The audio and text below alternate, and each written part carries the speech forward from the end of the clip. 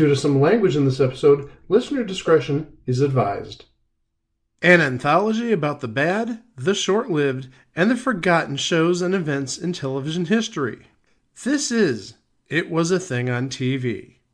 Punisher! Control! Tell me before I change my mind! I give you Super Train.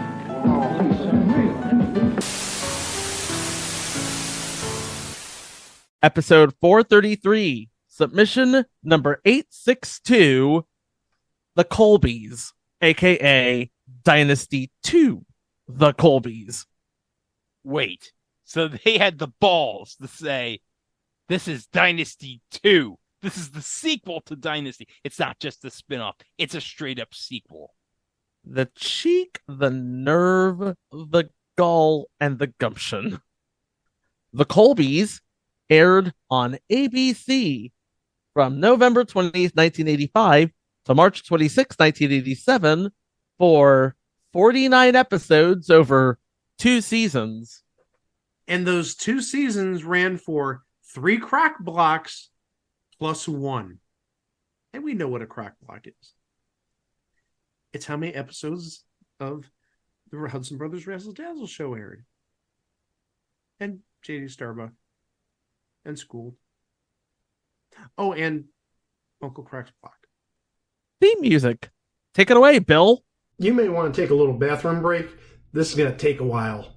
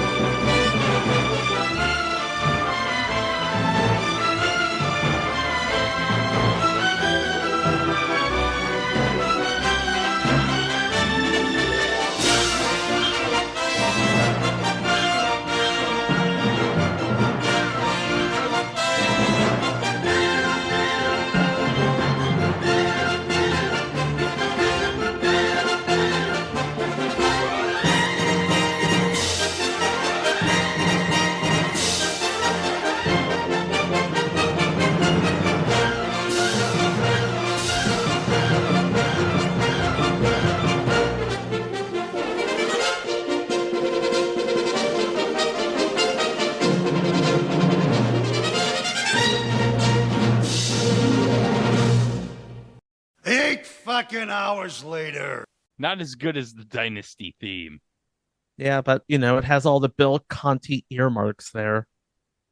All right, before we get into it, I just have to say that this is a birthday present, one of many, to unspoken friend of the podcast, my lovely sister Keesla.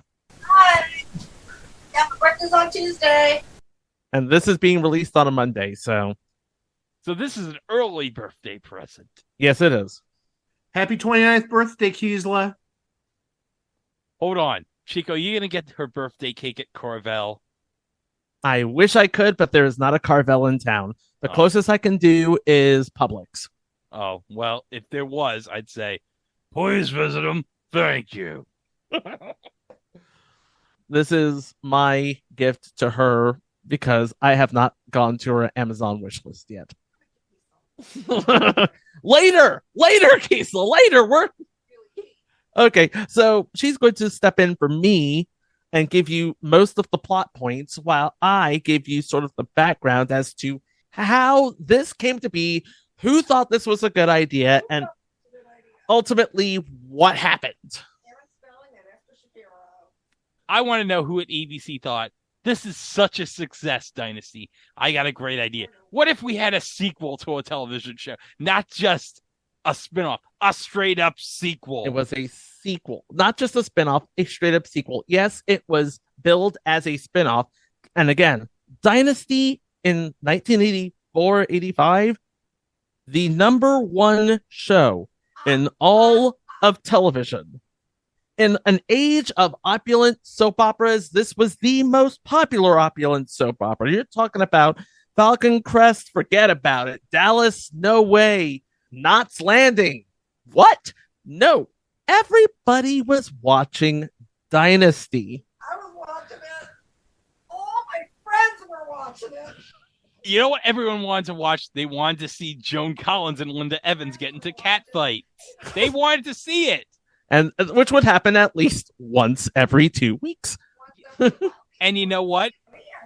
Bought Soap Opera Digest just for what it said about Dynasty and Now. This is already a great episode. I don't know what Kiesel's saying in the background.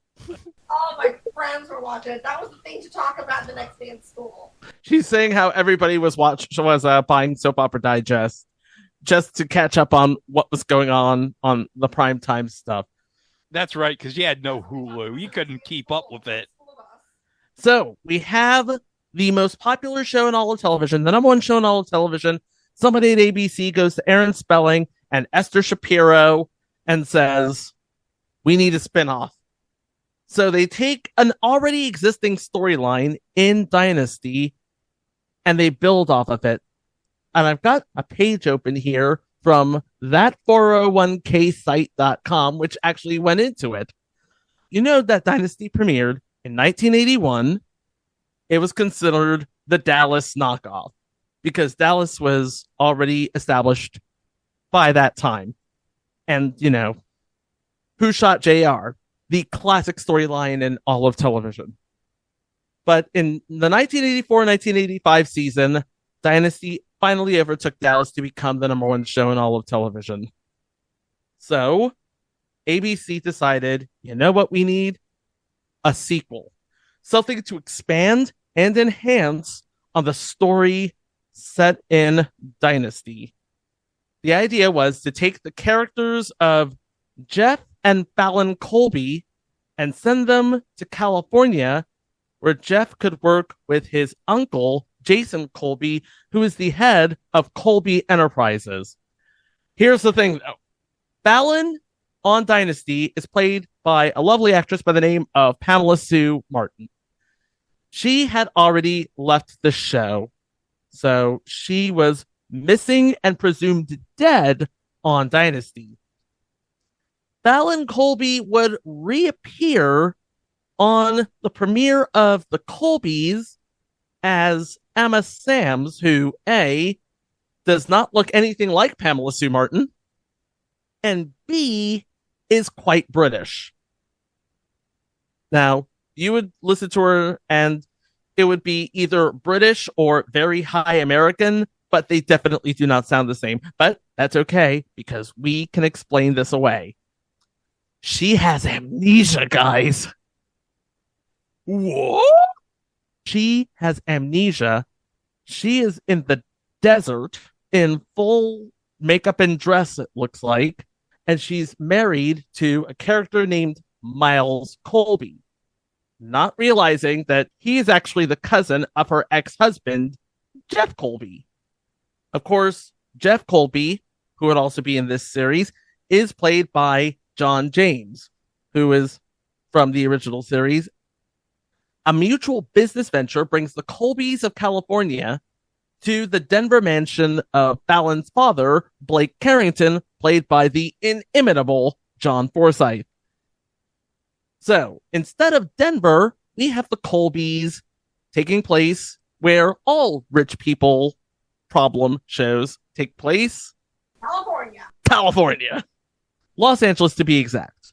California, the place where you ought to be. California knows how to party.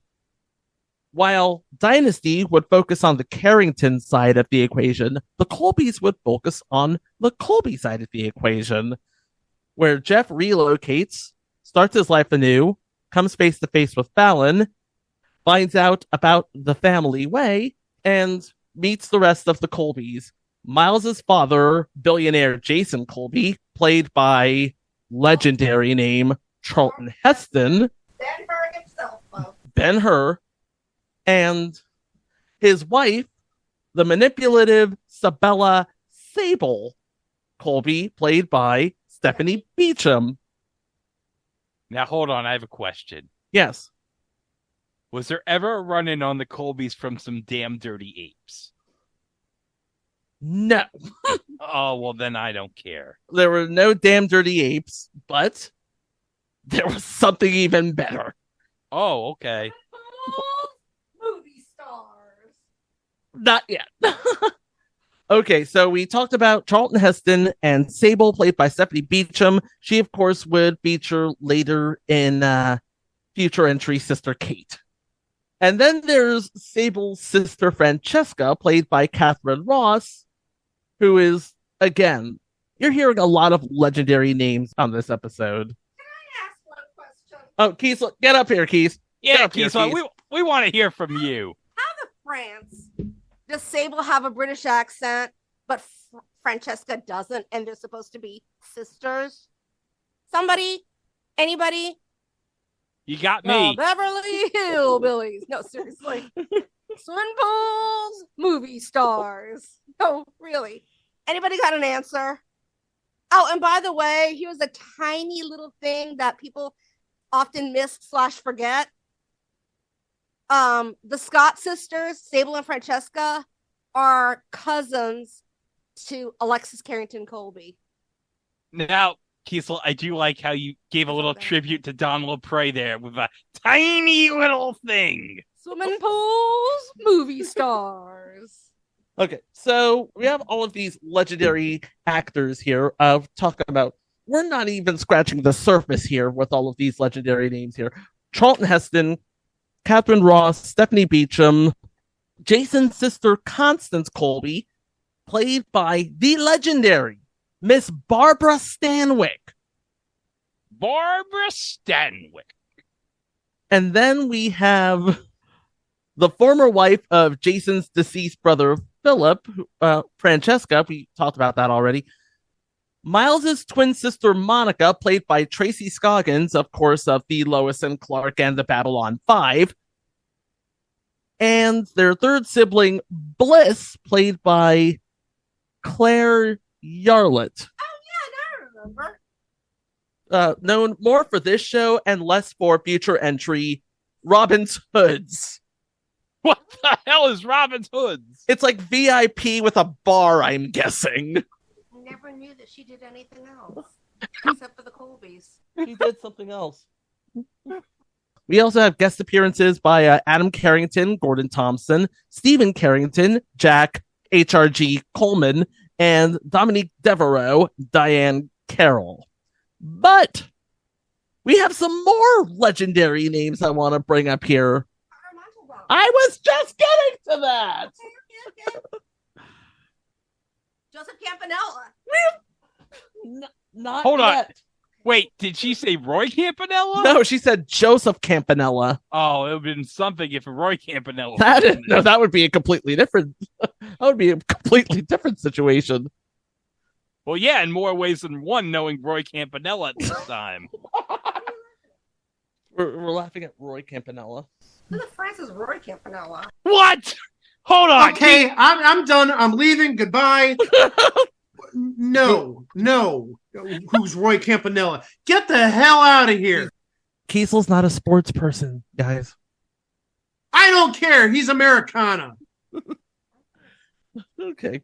So, okay. More legendary names here. Joseph Campanella. Talked about that one. Playing a guy by the name of Garrett Boyston.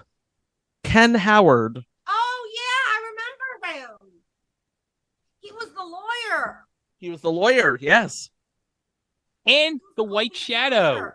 And he was in love with Dominique Devereaux, and he was the father of Dominique's daughter. What?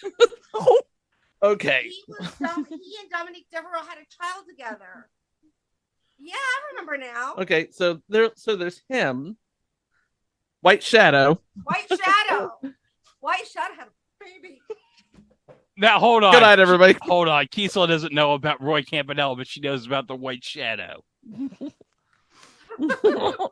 Okay, and then perhaps the most legendary name of them all, playing the role of Zach Powers. Yeah, man. Mr. Rourke himself. My friends, welcome to Fantasy Island. Ricardo Montalban. Ricardo Montalban. My friends, welcome to Fantasy Island. Obviously, ABC got the word down on high. We want you to make this extra. We want you to take the opulence of Dynasty and go absolutely crazy with it.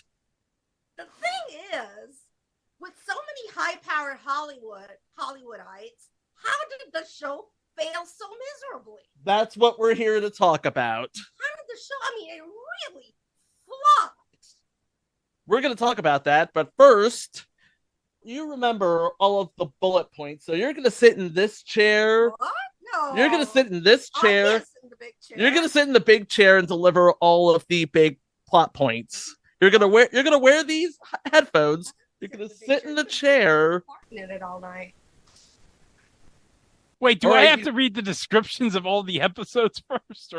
I'm going to read the Google descriptions because they are incredibly short and there are 48 of them. Oh, good. Because we'd be here like 5 hours. We're going to be here for a while. But, Keith, if you want to talk about the main plot point here, you take these and you can speak into this. Okay, what do I say? Oh, this is all staying in, by the way. What? Never mind. Okay. Hold on. Let me shimmy forward. Yeah, forward.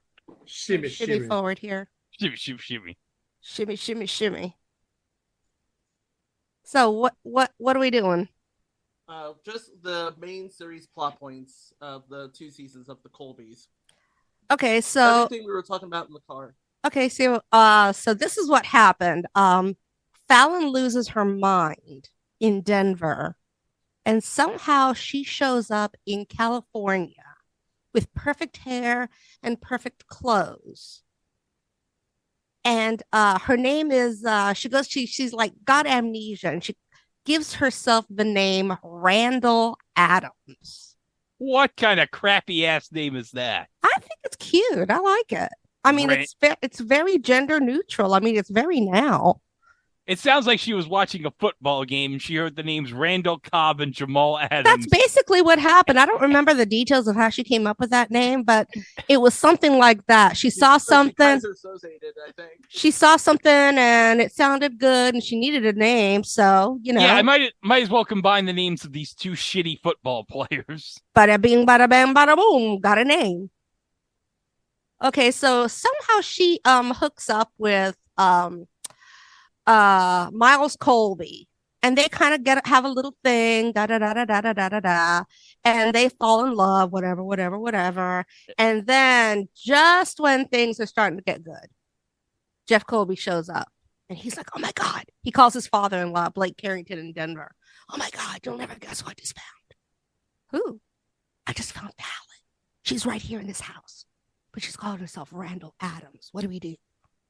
And eventually they go kind of around and around and around. And eventually he spills the beans and tells her, you're not Randall Adams. You're Fallon Carrington Colby. You're my wife. Actually, you're kind of sort of my wife because you ditched me on our wedding night. You ditched me just as we were about to get married. But that would have been our second wedding. So you're kind of my wife, but kind of not. So wait, were they renewing their vows? They had gotten divorced, and then then they were planning to get married again. But Fallon was kind of losing her mind at the time, so she did a runaway bride. Oh, next thing you know, she turns up in California, perfect hair and perfect clothes. Well, at least she looked more prettier than that runaway bride from the 2000s. Remember that? Oh, I'm saying Pamela Sue Martin was so ugly. I mean, really ugly. I mean, really hideous. Emma Samms was so much prettier. Had better Google hair, too. Emma Samms right here. Hold on a Emma minute. Samms was a lot prettier than Pamela Sue Martin. Pamela Sue Martin was really fugly. Oh I'm my sorry. God! Oh, she's Sorry, 63. not sorry. She is 63 now. Oh, she looks good for 63. Yeah, whatever. I think at some point, if I remember correctly, Miles sort of kind of rapes his wife. And at the same time, not so soon after that, she divorces him and marries Jeff. And guess what? Of course, what happens in every soap opera? She pops up pregnant, doesn't know who the father is. Because she had relations with both fathers. Well, it turns out that of course it turned out to be Jeff's baby. And as a rebound, Miles hooks up with this girl named Channing, who claims to not be able to have children. And I don't quite remember. So I mean, something. And then she turns up pregnant. Oh, everybody's turning up pregnant on this show. Everybody's very fertile on this show. They are some fertile myrtles. Speaking of fertile myrtle, turns out Tracy Scoggins, Monica Colby, had an affair when she was a sweet young thing. She had an affair with this up-and-coming politician named Cash Cassidy. Wait, hold on a second. His name was Cash Cassidy? Of course, a soap opera name. It's a perfect soap opera name. It's better than Randall Adams. What a stupid fucking name that is. Cash Cassidy. That sounds like the name of some public access game show host. Or, some adult film star or something. Cash Cassidy. Oh, that's right. Cash Cassidy. Fuck of the Generation starring Cash Cassidy. What'd you say? And Mike's dead. Why am I the only one doing it? Why am I the only one doing the talking? Anybody else want to chime in here? No, we're enjoying you talking. I'm just going to shut up this episode, sit back, relax, get a beverage. You're doing fine. Why am I the only one doing the talking? We haven't even gotten to season 2 yet. Because apparently Jason divorces Sable. Plans to marry Francesca. Oh, wait a minute. Yeah, let's go back to Jason, Sable, Francesca, and Jeff. Let's leave Fallon for a minute. So Philip is sterile. Philip can't father children. Oh, that's terrible. And there's I guess a codicil in Uncle Cecil's will that says only that this money can only be given to another Colby, and Francesca's married to Philip. Philip can't have kids, but Francesca does the Virgin Mary, and out pops a baby. So wait, hold on a second. Does this mean this kid is now the reincarnation of Jesus? Yes, he is the reincarnation of Jesus. Oh, that's amazing. Turns out Francesca had an affair with Jason. Oh my God. And that son Jeff of a bitch is Jason's illegitimate son. Oh no. So you can imagine that Sable at this point is really pissed. Oh, that son of a bitch, Jason. Like really, really pissed. Jason gets around. So let me think. And then there's Bliss falling in love with a dancer. Oh yeah, Bliss falls in love, because we can't have all of the other Colbys doing shit and Bliss is just doing nothing.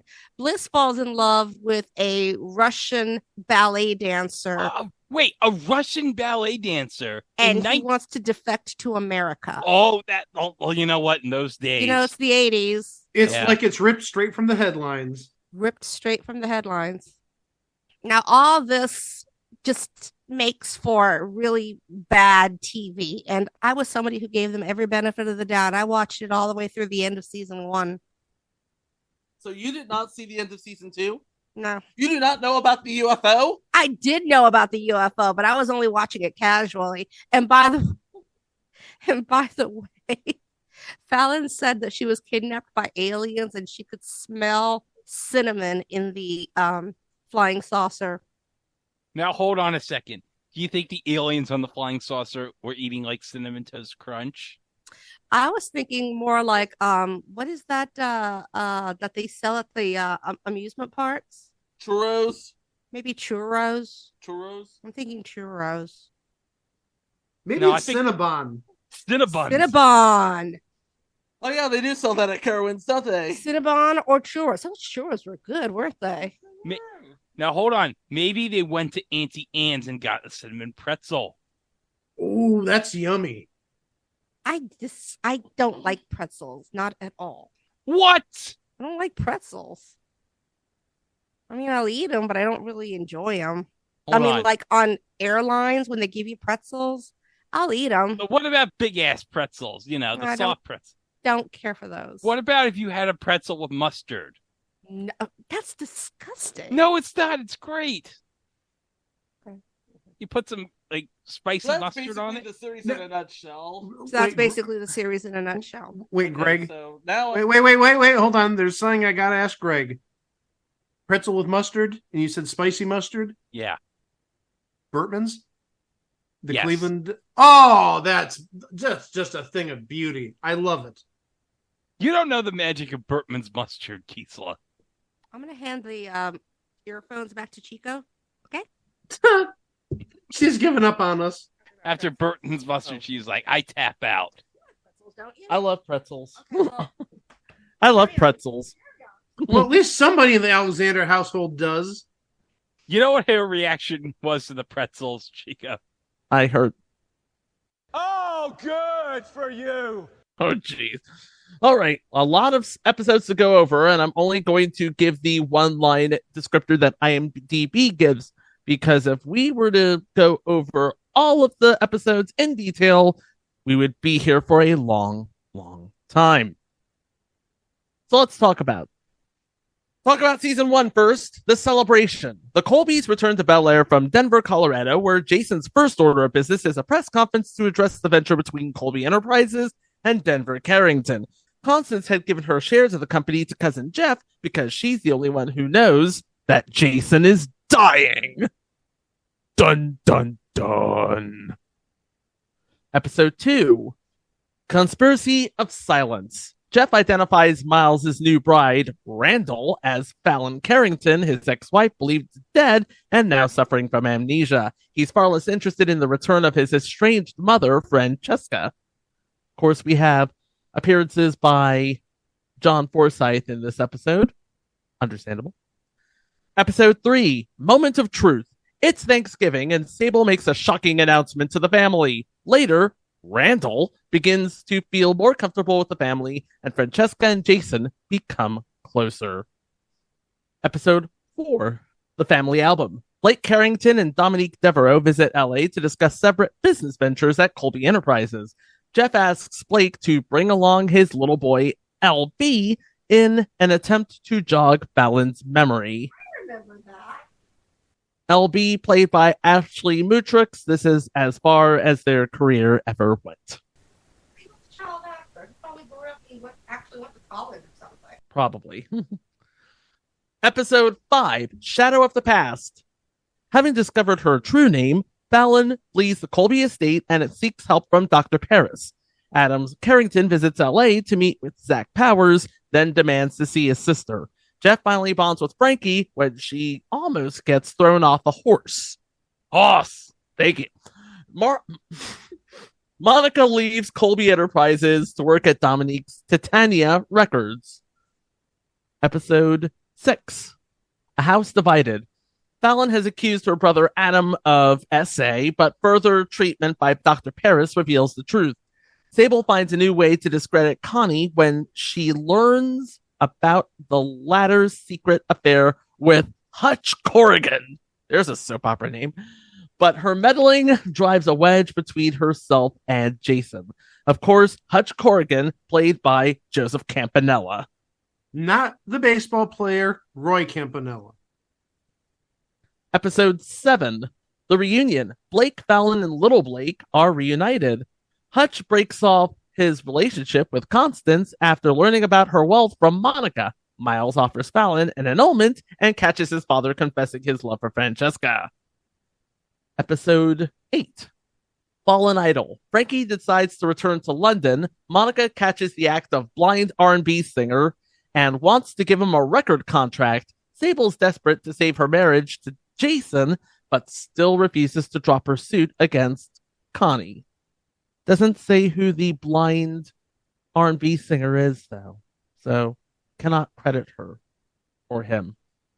Episode 9. Jason's visit to London. It's called The Letter, by the way. Jason's visit to London and Sable's trip to New York are equally fruitless. Adam Carrington has found evidence in the late Cecil Colby's files that help Constance's case against Sable and uncovers a disturbing secret for Jeff.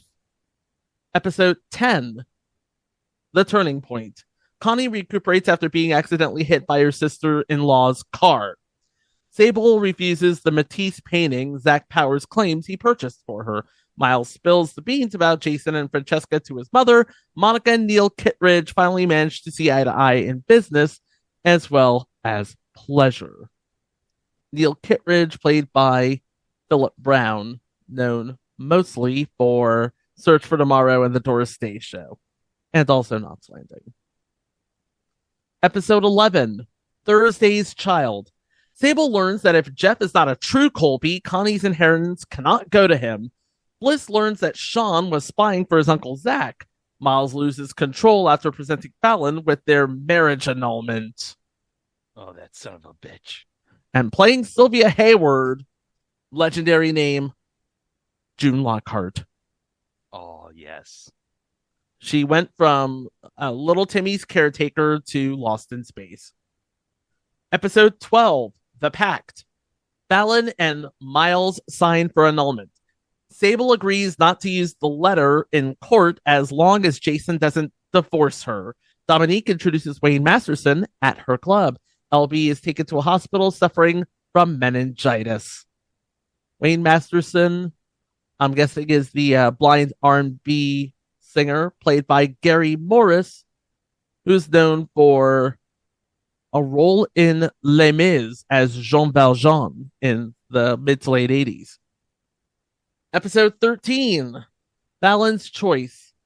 LB pulls through his meningitis and Fallon chooses Jeff instead of Miles, but Miles no longer wants to annul the marriage. Sable urges Miles to use Philip's letter to take revenge on Jeff, and Connie decides to return to Colby Enterprises instead of leaving with Hutch. Episode 14. The Trial. Miles cannot be persuaded from taking Jeff to court. Francesca, now Lady Langdon, returns to LA and is asked to testify. Monica fires Neil after finding out he lied to her both personally and in business.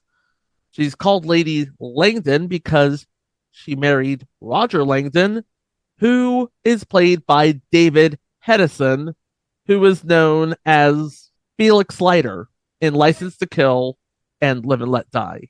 And we talked about him in some previous episodes. Hold on a second.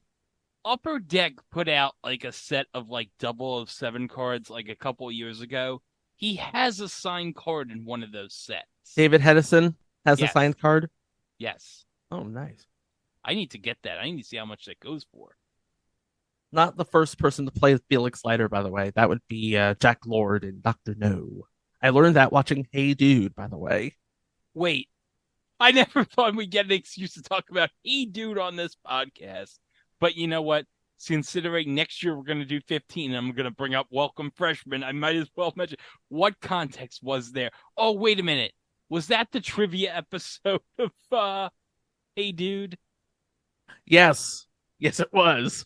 Oh, great. It was the one where Jake was auditioning to be on a game show, which tapes in Arizona. I mean, I can't remember a game show that ever taped in Arizona, and I've lived there for 3 years. And wasn't Mr. Ern's son like starstruck by the model on the show? Yes. That he literally he went into early puberty that episode.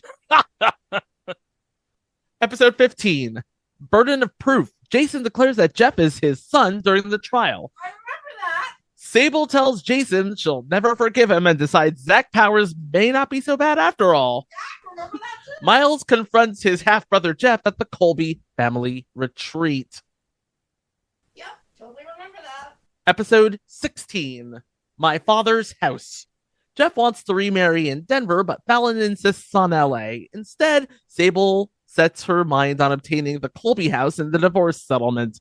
Miles is shocked to find his mother has spent the night at Zach Powers' house. Playing Harold Jessup. Future. It was a thing on TV Hall of Famer William Bogert. Oh, that's terrific. William Bogert. Episode 17, The Outcast. Although she hates the fact that Jeff and Fallon's wedding will take place at the Colby house, Sable still agrees to be the wedding planner. Dominique wants Monica to rehire Neil, and Connie gets proof from her private eye that Sable is seeing Zach Powers. Zach Powers, that son of a bitch. Zach Powers is trash. Episode 18, The Wedding. Blake and Stephen Carrington arrive a day before the wedding to meet with Zach Powers. Miles is once more asked to answer questions about the death of William Mahoney. Despite everything, he insists on witnessing Jeff and Fallon's second wedding. Aww. And playing Spiro Corrales in this episode, another future It Was a Thing Hall of Famer, Ray Wise. Oh, that's right. Ray Wise. Because, of course, can't mention how great he was as Leland Palmer on Twin Peaks. But, you know, he's done a whole lot of things. He was the second Robin Scherbatsky Sr. That's right, he was. You know who the first was? Yeah, I do know who the first guy was. Eric Braeden. That's right. No way. He was yeah, Victor Newman was Robin Scherbatsky's first father, or the first person to play Robin Scherbatsky's father on How I Met Your Mother. And it was a great scene too. And it was a great scene. It became harder and harder for him to pretend I was a boy. The lowest moment came when I turned 14. My Pee Wee hockey team had just won the Squamish Invitational, and everyone came back to my house to celebrate. You lads availed yourselves splendidly out there on the ice. Splendid. You go on outside, I come back with an assortment of soft drinks and American pretzels. Hey, I can't believe you missed that last empty net, you hoser. You're the hoser. No, you're the hoser.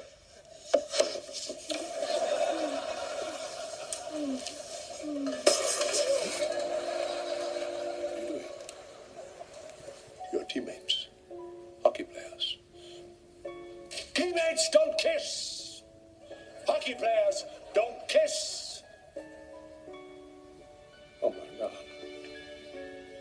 I have no son.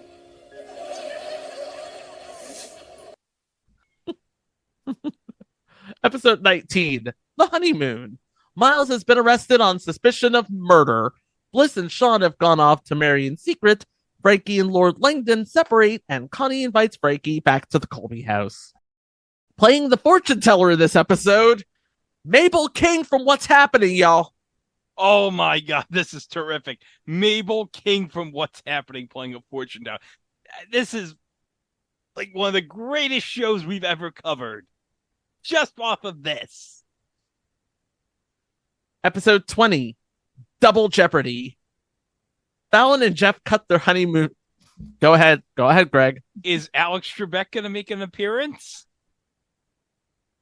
No. Oh, well, that's a shame. They should have gotten Alex to cameo in this. I know. Fallon and Jeff cut off their honeymoon to help Miles. Sable tells Zach she's getting back together with Jason. Sean accuses Bliss of having used him to get at her father, and Monica continues her affair with Neil. Episode 21, A Family Affair. Jeff has been arrested on suspicion of murder. Jason offers the Carrington oil to Zach, who finally explains his hatred for the Colby family. Francesca agrees to marry Jason once he's free, but Sable is determined to remain between them. Episode 22, The Reckoning.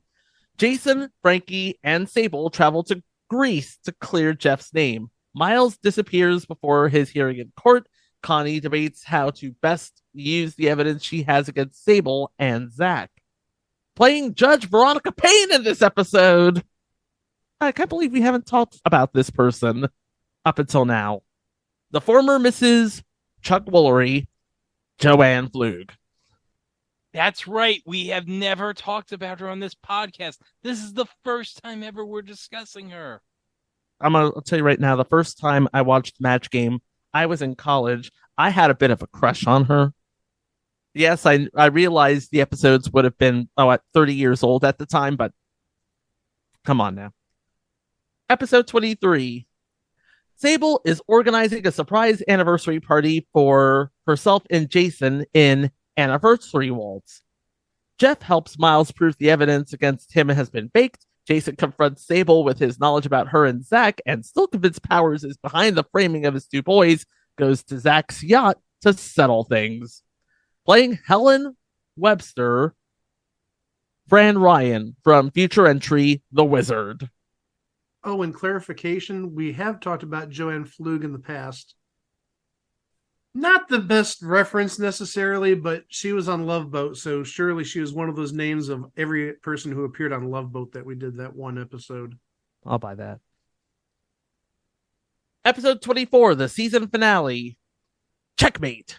Sable was accidentally shot in a scuffle between Jason and Zach. Sounds like a bad episode of Power Rangers. Fallon believes she's pregnant.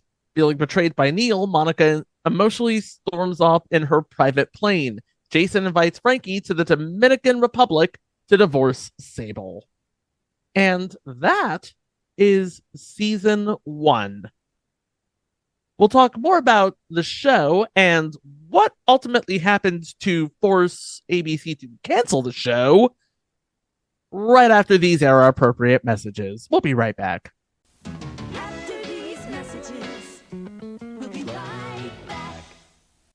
Tuesday. My God. You've heard the rumors. I've got a problem. Don't look at me. I wasn't even in town that month. Now, get the facts. I'm all ears. Well, not all ears. On moonlighting. Then, the outrageous Lionel Richie.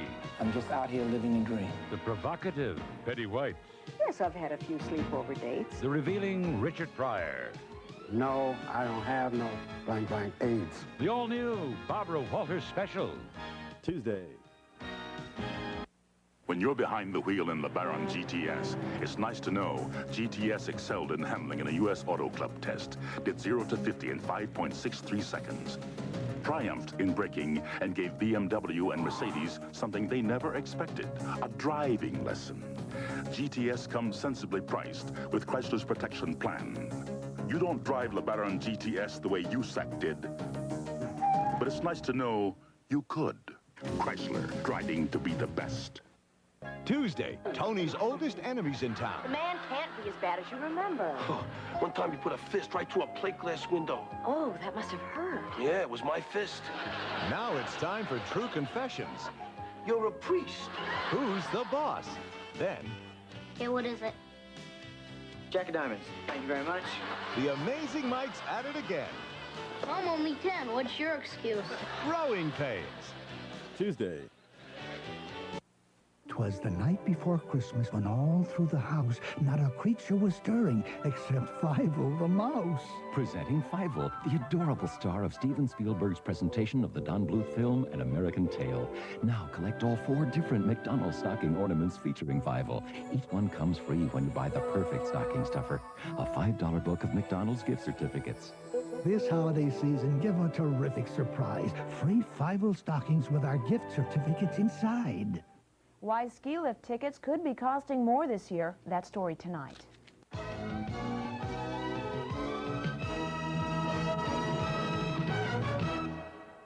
Welcome back from commercials, everybody. Now we're going into season 2. And if you thought season 1 of The Colbys was something else, child, you ain't seen nothing yet. Somebody at the writer's room was snorting a lot of cocaine when they came up with the storylines for season 2. Oh, it gets weird quickly. So Jason has been arrested. The episode name, by the way, is The Gathering Storm, episode 1 of season 2.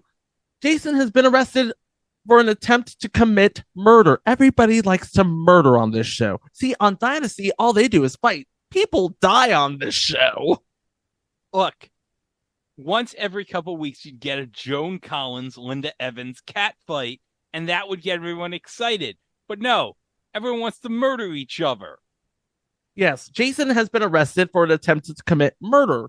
Monica is rescued after crashing her private plane. Miles meets reporter Channing Carter. Fallon is afraid Miles may be the father of her unborn child instead of Jeff. We already went over why.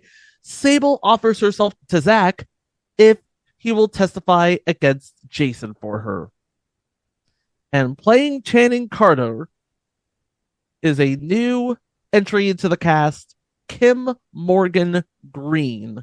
Kim Morgan Green, known best for Mimi Land, which is sort of a short parody of La La Land. She's been in a lot of parody shorts. Her best known actual movies are as female reporter in Soul Surfer and housewife number 3 in Miss Congeniality 2. Housewife number 3, is that like a coveted role like stripper number 2 on It's Always Sunny in Philadelphia? Not nearly as coveted as that, my friend. But yeah, she is new for season 2. Episode 26. No exit. Miles tells reporter Channing he's still obsessed with Randall. Fallon tells Jeff about the baby's confused parentage. Dominique informs Monica she's selling Titania Records. Garrett, after being spurned by Dominique, leaves LA for the Colbys' New York offices. Playing Lucas Carter in this episode, a future Hall of Famer if he's not a Hall of Famer already, Kevin McCarthy. Just so we're clear, it's the Kevin McCarthy that we talked about in previous entry, Invitation to Hell, not the Kevin McCarthy who's a congressman who just lost his Speaker of the House gig. And also, let's not forget, Kevin McCarthy played the biggest heel in UHF, or Jay Fletcher. Episode 29, Jason's Choice. Sable has had an emotional breakdown and is prescribed to remain in bed for a week, causing Frankie to move out.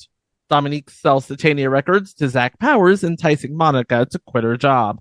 Miles, Monica, and Bliss team up to ask their father to allow Sable to remain living in the Colby house. Episode 30, The Matchmaker. Sable plays matchmaker to ensure that Miles gets his share of the family fortune.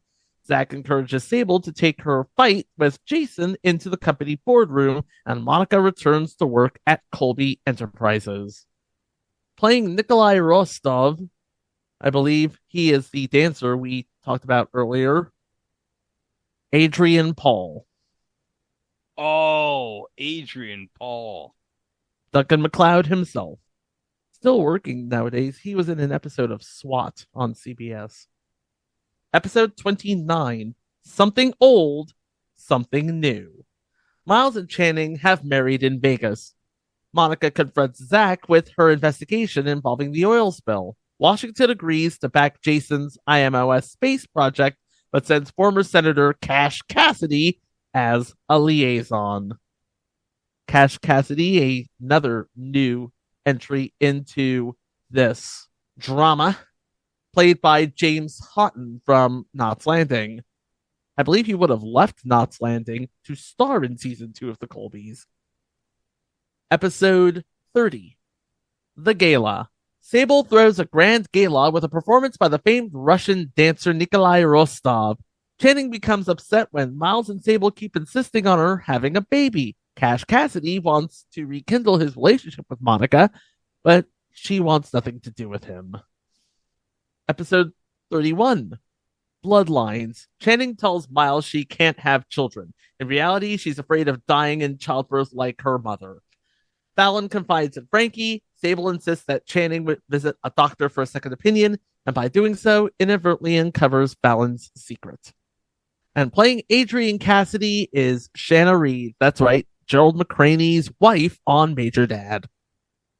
Episode 32, Deceptions. Jason proposes that Miles adopts a child. Sable disagrees. Jeff admits he's considered an abortion for Fallon. When Miles learns about Fallon's baby, he confronts Jeff on the rainy roof of the Colby Tower. By this point, they've recast LB. He is now played by Brandon Bloom. Episode 33, And Baby Makes Four. Miles is so preoccupied with Fallon's baby that Channing tried to persuade Fallon to go home to Denver. Kolya sneaks onto the Colby estate at night to see Bliss. Monica meets the son of Cash and Adrian Cassidy and is not knowing it's actually her own child from her affair with Cash 8 years later. Episode 34, Bid for Freedom. Jeff and Fallon vacation at the Colby Lodge in Lake Arrowhead, only to find Miles and Channing already there. Bliss and Sable beg Jason to stop Nikolai from being deported back to Russia. Episode 35, Sanctuary. Kolya decides to defect with the help of Jason, but has to watch his sister be sent back to Russia. Jeff and Miles rush to get Fallon see a doctor, but Channing is working against them. Zach threatens to reveal Scott Cassidy's true parentage, but Monica inadvertently finds out before Cash can tell her the truth. Oh, no. Oh, no, indeed. By the way, playing Anna Rostov, Nikolai's sister, Anna Thompson, who is known as Darla in The Crow, and Crystal in Desperately Seeking Susan. Episode 36, Reaching Out. Jason gets worried when Constance, on holiday in India, withdraws $2 million from her account. Zach tells Sable that Scott Cassidy is her grandchild. Miles realizes his marriage to Channing needs to be stable if he wants to claim Fallon's child. Episode 37, Power Blaze. Sable tries to persuade Adrian Cassidy to give up her son, finds a new dancing partner for Nikolai, and attends her first Colby Enterprises board meeting, all of which result in trouble for her family members. Playing Georgina Sinclair on this episode, Nana Visitor from Star Trek Deep Space Nine. She would actually appear in the 2017 CW reboot of Dynasty, making her the first, last, and so far the only cast member to do so. And playing Prasad in this episode, somebody we may have talked about once already, Kavi Raz from St. Elsewhere. Episode 38, The Legacy. Jeff and Miles have discovered that Connie and Hutch have perished in a plane crash. Jason is convinced that the mysterious Hoyt Parker has something to do with it. Miles receives Connie's remaining Colby shares as stated in her will. Sable tries to make Frankie jealous of her and Jason, while Georgina does the same to Bliss concerning herself and Kolya. Playing Hoyt Parker, another legendary actor, Michael Parks. Michael Parks, sadly no longer with us, known as Texas Ranger Earl McGraw in Kill Bill Volume 1 and Kill Bill Volume 2. Episode 39, The Homewrecker. At the Colby Ranch, Jason and Frankie are ambushed by a sniper. Zach gives Sable an engagement ring. Cash decides to leave Adrian, causing Scott to run away from home. And each time Kolya convinces Bliss that there's nothing between him and Gina, the latter provides convincing evidence for an affair. Episode 40, Manhunt. Monica and Cash find Scott at the observatory, but the boy doesn't want anything to do with Monica. Jeff investigates Hoyt Parker to learn more about Connie's death. Kolya begs Sable to fire Gina, and Erskine orders a hitman to disrupt Jason's IMOS conference. John Daner plays the role of Sam Erskine in this episode. He's best known as Henry Luce in The Right Stuff and the commissioner in the worst sequel, before we talked about this one, Airplane 2, the sequel. That's Chico's opinion, not mine. Let me correct myself. The worst sequel, Mannequin 2 on the Move. Okay, that's the correct answer. Episode 41, All Fall Down. Cash Cassidy has taken a bullet meant for Jason and is in critical condition. Channing scolds Fallon after LB leaves his marbles on the Colby staircase. Jeff gets one step closer to finding Hoyt Parker after the latter invests $2 million in Colby Enterprises. Episode 42, Guilty Party. Fallon has fallen down the Colby stairs and the baby needs to be taken out with a C-section. Jeff gets one step closer to Hoyt Parker and learns Parker has ties to Zach Powers. Channing and Miles' marriage is saved when LB admits it were his marbles that made Fallon trip. You know who directed this episode, Greg? Who? Roy Campanella II. What? Roy Campanella II. Wait, is this the son of Roy Campanella? I would imagine so. He was born in 1948. When was Roy Campanella born? I didn't think I'd Google search the birth of Roy Campanella, but hold on a second. November 19th, 1921. And Roy Campanella II was born in St. Paul in 1948. And, yep. He is Roy Campanella's son. Oh my God! Hold on, we gotta get Kiesel back. Get Kiesel back here. She's occupied right now. Oh my God! But here's the thing: he has a son. Wait, Roy Campanella II has a son. Roy Campanella II has a son. Is his name Roy Campanella III? His name is Roy Campanella III. Oh, that's even fantastic. Music producer. Mike. I heard. Oh, no. Can you believe we did not? Now, listen. We don't script this show. There's some moments that are scripted, but mostly, I'd say like 95% of this is unscripted. We did not plan this. When I said Roy Campanella, I did not expect Roy Campanella's son was going to direct an episode of this. And now this has just become, I got to say this. This is bigger than Mr. Bogus. This is bigger than Scorch and some of the best episodes we've ever done in this podcast. No argument here. By the way, you know what Roy Campanella III, his best known credit is? Keeping Up with the Kardashians. Oh, I was hoping you'd say Roy Campanella IV.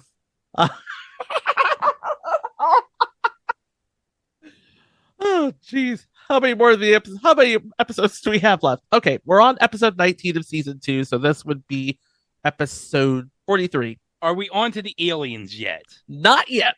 Oh. Fallon's baby. Fallon's baby is still fighting for her life, and at the same time, Jeff and Miles await the results of the paternity test. Cash wants to leave Adrian, but little Scott persuades him otherwise. It's too bad this wasn't 30 years later. You could have Maury be a guest star in this episode. Okay, so playing a researcher, somebody we talked about on at least 2 episodes, Mary Carteret. Oh my God, yes. Didn't think we'd ever talk about her again. No, not after Three's a Crowd, but now she's back. Episode 44, Answered Prayers. Miles and Sable find it difficult to accept that Jeff is the father of Fallon's baby. Jason and Francesca are about to get married, and Sable still hasn't signed the divorce papers. Uh-oh. Bliss doesn't want to attend the wedding while Monica and Miles are opposed to Sable's plans to marry Zach. Episode 21 of season 2, so that would be, let's just go with that. Return engagement. Philip Colby, the long-lost brother to Jason and the first husband to Frankie, has resurfaced and postponed the wedding of the latter two. Jeff finds proof that Hoyt Parker's an imposter, and Jason recognizes the handwriting as being that of Philip. Miles learns that Channing has been using birth control pills the whole time they have been together. So yeah, Hoyt Parker is actually Philip Colby. Now I don't know what to think, Chico. I don't know what to believe either. My entire world has turned upside down. Episode 46, Devil's Advocate. Jeff insists on signing a third of his Colby shares over to Philip. Jason visits Singapore to learn if Hoyt Parker and Philip Colby are the same and enlists the help of another ex-husband of Frankie, Lord Langdon. Scott learns that Monica is his real mother. Oh no. This is getting all sorts of confusing. Yeah, the writers have snorted so much cocaine they can't remember how all the storylines are going on. Playing the role of Maya Kumara, which is met in Singapore, Bianca Jagger, model and daughter of rock royalty. Episode 47, Betrayals. Maya Kumara has identified Philip as Hoyt Parker, but Jeff and Francesca feel that Jason is being unfair to his brother. Adrian plans to move back to Washington, D.C. with Scott. Collier wants to move to New York City with Bliss as husband and wife. Episode 48, The Dead End. Jason catches Frankie and Philip in bed as the two brothers end up fighting each other on the lawn. Francesca leaves to ponder the situation on her own. Philip desperately seeks funds to pay off his debts. Zach and Sable come to the conclusion that their relationship will never work as she still longs for Jason. Aww. And it all comes to a head in episode 49, Crossroads. Jeff has saved his mother from drowning, but when Jason rushes to meet her, Frankie runs off again. Fallon is upset and seeing strange lights in the night sky. Channing tells Miles she's pregnant, but is terrified of suffering from the same fate as her mother. Zach reveals to Sable the identity of the sniper at the Colby Ranch. Sable picks up Scott from school to spend time with her grandson. Philip abducts Frankie and heads for Mexico, and Fallon is taken away by a UFO. And that's the show, everybody. I don't need to go over what the heck happened, but I'm going to do it anyway. When ABC scheduled the show, originally it was scheduled for Friday, but they decided to put it on Thursday instead. And in the 1985-86 season, that's where it aired. Thursday nights at 9 o'clock. It was a replacement for the canceled previous entry, Lady Blue. I thought Greg had something to say there. But... Oh, yeah, Lady Blue. Yeah, that big piece. Yep. Starring Jamie Rose and her really long, really big Magnum 357. Oh, yeah. But the same thing that happened to Lady Blue happened to the Colbys because it was up against Simon and Simon on CBS, at least for the beginning of the show, and Cheers and Night Court on NBC. Yeah, you're not going to beat Cheers or Night Court. According to TVRatingsGuide.com, there were 82 regular shows on television during 1985 and 1986. The Colbys did do better than Lady Blue. It did a lot better than Lady Blue. It was actually 34th. It was tied for 34th with Gimme a Break on NBC and the Sunday Night Movie on ABC. So as crazy as that ended up being, they decided to give the show another season. They did not move it from its Thursday nights at 9 slot. So it would be facing Cheers and Night Court again. And then it would be facing Knots Landing. It did not fare any better. It could not beat Knots Landing, and it could not beat NBC's 1-2. But perhaps the bigger problem, and this is perhaps one of the sticking points that, comes with a show that involves Barbara Stanwyck, Charlton Heston, and a whole lot of other Hollywood bigs. Each episode costs approximately $1 million to make, making this show one of the most expensive TV series of the 1980s. And that's $1 million in mid-80s money. Imagine what would happen if they actually got who they really wanted: Burt Lancaster for Jason Colby, Katharine Hepburn for Constance Colby, and Faye Dunaway for Sable Colby. Well, you know what? If this was today and you put it on Netflix or Prime Video or whatever, I bet you could get those three. But you know who else they were looking at for Sable Colby? Susanna York and Diana Rigg. Diana Rigg would return to television, obviously, in later seasons of Game of Thrones. I mean, we all remember that epic scene she had. I want you to find whoever and tell them it was me. Look, I'm just waiting for season 2 of House of the Dragon, only for Matt Smith, and that's it. So yeah, the writing was, for lack of a better phrase, nuts all over the place. And when they called the show Dynasty 2, the producers knew, okay, we're not even making a secret of we're trying to take our best program on the network and basically make a clone of it. It didn't come up with anything new or fresh, and it was way too pricey to produce a season 3. So ABC decided after 2 seasons to let it go on that cliffhanger. But there was a little bit of resolution, shall we say, from Truth by Consensus Wikipedia. Jeff and Fallon were immediately reintroduced into Dynasty during that series' 8th season premiere, The Siege Part 1, in order for her to recover from her alien abduction experience, though Jeff disbelieves her.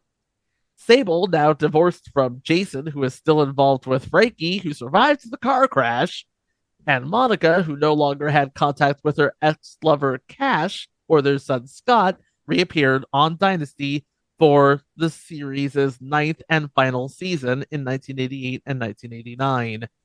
Also, it's revealed that Monica and her twin Miles might not have been Jason's children, as Sable had been SA'd around the time they were conceived. Miles, who refers to Jeff as his half-brother, leading to the assumption that Jason was his and Monica's father after all, later appears in the 1991 miniseries Dynasty: The Reunion, reunited with Fallon, and participates in Jeff's rescue from the consortium. The Jeff Fallon Miles love triangle is finally resolved as Fallon leaves Miles for Jeff once again, and is loosely implied that Miles becomes involved with Sammy Jo, played by Heather Locklear. Ooh. The Colbys was released on DVD thanks to our friends at Shout Factory. You can buy them wherever DVDs can be sold. However, the show is not available for streaming, not even in the usual spots. So if you want to watch the Colbys, you have to find the box set. So what can we say?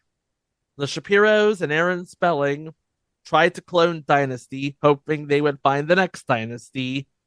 Unfortunately, all they did was find another thing on TV. So guys, what can I say except it's time for This Week in Match Game Hollywood Squares Hour History. Oh, Mike. That was a beautiful segue. You're welcome. Hit the music.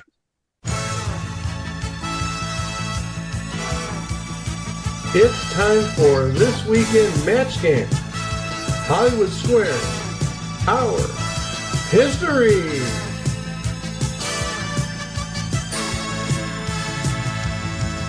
This week, there wasn't much going on in terms of gameplay. This week, the focus is on celebrities. We're talking about week 6, the first full week of December of 1983.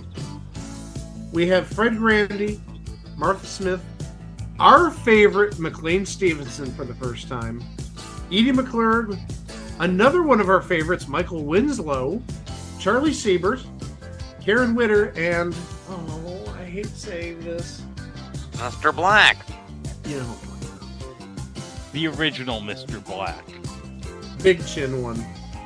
So yeah, there's nothing in terms of gameplay that was like fascinating this week. Just some premieres of some big celebrities. McLean, Michael Winslow. Mr. Black. Back to you to wrap up the episode, Chico.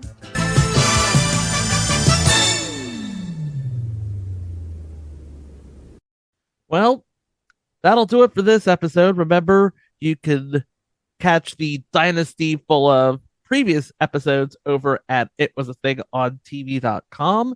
We have all of our minisodes, all of our live watches, all of our... Yes, all of our. I did not rehearse the ending. You know, one of the things that is not scripted, the ending.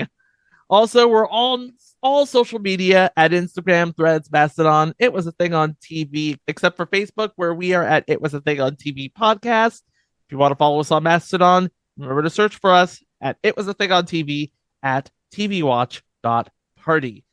Don't forget to subscribe to the podcast wherever fine podcasts can be streamed, either at Apple Podcasts, TuneIn Radio, iHeartRadio, Audible, YouTube. If you do go the YouTube route, please help out the channel by liking our videos, subscribing, sharing, and hitting the notification bell so you can stay informed on all future uploads, including what we have coming up next time. And next time, it's a classic reborn, believe it or not. Oh, yes. This is the most anticipated episode in the history of the podcast. And let me just say, I got many, many questions just about the opening sequence of this show. You have many questions. Hopefully we have answers. But before we take our leave of you, it's time for a special announcement. Around November every year, you know that we do our Viewer's Choice episode, where we let you, the listeners, pick a show that we're going to cover in a couple of weeks. We delayed it until December this year because of the Doctor Who celebration. And let's be honest, we're probably going to have it December permanently from now on. So each of us has picked a series that you can vote on. And where is the voting going to be held? Is that going to be on Facebook? It's not going to be on X Twitter. We know that much. Well, we're going to have a combo. We're going to have it on Facebook, and we're also going to have it on Threads. So we're going to combine the voting. And I've picked an episode. Greg's picked an episode. Chico's picked an episode. My submission for the Viewer's Choice episode is something that was on BBC about 10 years ago and didn't last terribly long. But I thought it was kind of interesting, revolutionary, and even a reinventing of a classic TV show. I am picking That Puppet Game Show. All right. That's a solid pick. I am picking a show that was on NBC, filled with a whole lot of talent, but it only lasted one season. I am going with the original Gary David Goldberg classic? Sarah. Oh, with Gina Davis and Bronson Pinchot. And Alfred Woodard and Bill Maher and Mark Hudson of the Hudson Brothers. God, why did you have to mention the Hudson brothers? It was going to happen eventually. Greg, what's your declaration? Well, I'm going to pick a show so legendary that has lived on in my mind for 30 years. I'm talking about The Adventures of Briscoe County Jr. with the great Bruce Campbell. You won. We're not even going to bother with the voting. Listen. Well, no. We're going to continue with the voting. You never know what's going to happen. Yeah, who knows? Sarah could win because, hey, Beetlejuice 2's coming out next year. That wasn't really the way I was going. It could be that puppet game show for all we know, but we'll leave it to you, the listeners, to decide what we're going to talk about in 2 weeks. It'll be the episode that debuts on the 21st of December.